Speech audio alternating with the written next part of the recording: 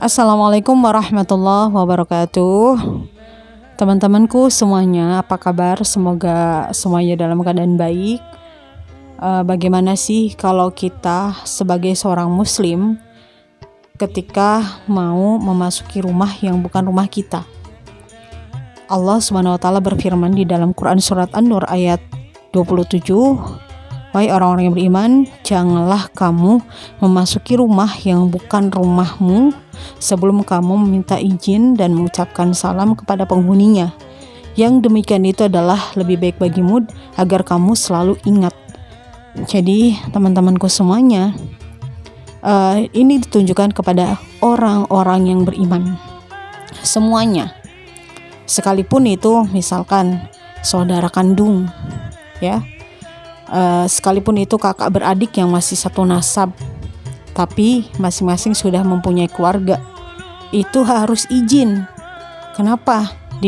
Dijelaskan juga di dalam Quran surat An-Nur ayat 58-59 bahwa kata Allah, apabila kamu mau memasuki kamar orang tua, ya, orang tua gitu ya, anak mau ketemu sama orang tuanya, mau masuk ke kamar orang tuanya, itu harus izin di 3 waktu. Setelah duhur, sebelum subuh, setelah isya. Pelayan atau pembantu juga sama, ataupun yang lainnya, anak aja harus izin, apalagi yang di luar daripada anak gitu. Anak kan sudah pasti tinggal satu rumah gitu. Izin ketemu sama orang tuanya aja untuk masuk ke kamarnya itu harus diperhatikan betul gitu. Habis isya harus izin, sebelum subuh harus izin, habis duhur harus izin. Itulah adab dalam Islam. Kalau adab ini diterapkan di dalam kehidupan seorang muslim, insya Allah akan mendapatkan ketenangan. Kadang-kadang memang kita di masyarakat kita tidak mengetahui batasan-batasan mana yang boleh dilihat, mana yang tidak boleh dilihat. Kadang-kadang karena merasa masih keluarga, bebas gitu, aurat kita bisa dinikmati oleh yang memang bukan haknya gitu. Ya walaupun keluarga kalau misalkan satu nasab, yaitu mahram. Kalau bukan nasab keluarga, suami mahram. Kalau kakak dari suami kan bukan mahram, ipar itu bukan mahram. Makanya harus dijaga. Anak kandung aja sama orang tua harus izin kata Allah. Gimana bukan anak kandung misalkan yang memang tidak tinggal di dalam rumah tersebut gitu.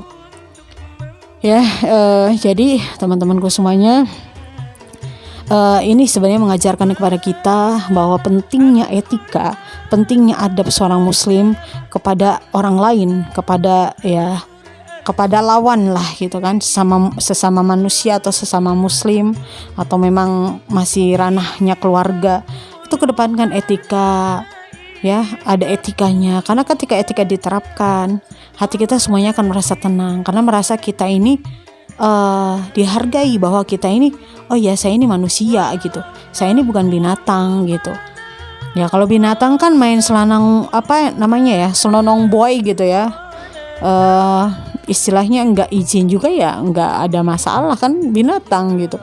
Tapi ketika manusia itu diberikan akal, diberikan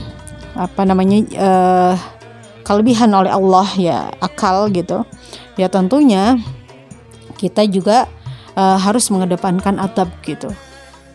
Tidak hanya itu saja, tapi pengertiannya juga luas. Misalkan kita tinggal di dalam satu lingkungan yang mungkin masih punya bukan punya real pribadi kita gitu kan, tapi masih tinggal di lingkungan keluarga bersama gitu.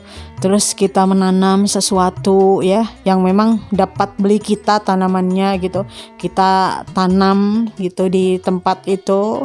Ya ketika tanaman itu berbuah, walaupun tanahnya belum hak milik kita, ada etikanya, memberitahu atau ya kalau izin mungkin terlalu mungkin orang lain kalau suruh izin pikirannya enak aja, emangnya ini punya kamu gitu kan. Ya minimal memberitahukan. Kenapa? Itu salah satu etika, attitude itu penting. Makanya kenapa adab itu di atas ilmu, harus sampaikan gitu.